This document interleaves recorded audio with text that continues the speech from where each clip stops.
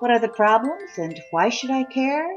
Well, the Earth spins and gravity is what keeps us from flying off the planet. There's no stopping that, and that's actually a really good thing.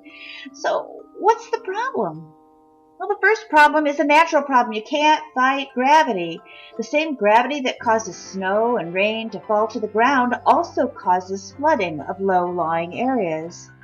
Well, problem number two is that flooding can be caused by man or by nature, but either way, it causes property damage. One day, it started to rain and rain, more than it ever had before. The house tried to keep out all the water, but she wasn't strong enough. The water got inside and ruined everybody's everythings.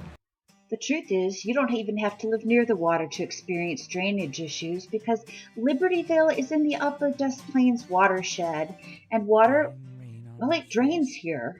And you know what? We're all connected, whether you're in a flood-prone area or not.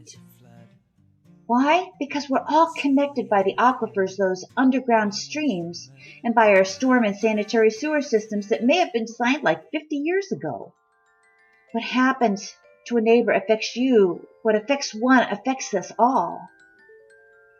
Our third problem, though, is that modern construction methods are burdening our aging infrastructure. We have a new age of construction in which we have a different style of home being built. We have urban-style homes with large footprints and very tiny yards that just simply don't absorb water. Their big sump pumps and state-of-the-art drainage tiles can propel water out of their yards and end up flooding our neighbors. Things like concrete foundations, patios, and driveways are impervious, meaning that water doesn't seep through, and therefore they end up diverting water. Water flows, it's just a fact of nature. But we're all connected. What happens to one happens to us all. Yes, we are connected, and that's why our civil servants need to work with us. They need to treat all of us as neighbors, whether builders or whether as property owners. Pointing fingers and blame shifting doesn't solve our problems. The first step is everyone acknowledging, Hey, we've got a problem here. What did you do? Nothing, I stirred the tanks. Whoa. Hey. This is Houston. Say again, please? Houston, we have a problem.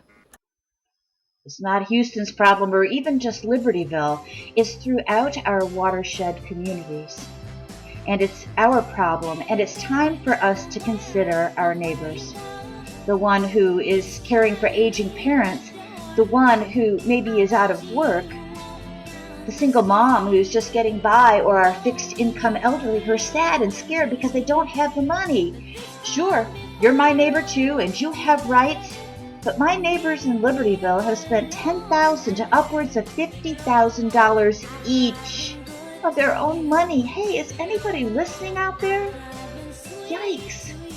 All of that to fix drainage problems that they never had before. Don't they have enough on their shoulders already? It's our problem.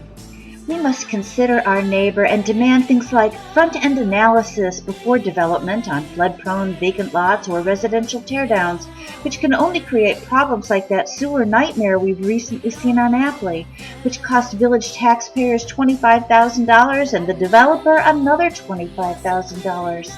Especially when it was entirely a planning, permitting, and development problem. When we don't plan well, you know what? We all pay. We all pay, and doing the same thing over and over again, expecting different results, is simply insane. So what can you do? You can get involved. You can pay attention to your village ordinances and think it over and consider your neighbor. Thank you.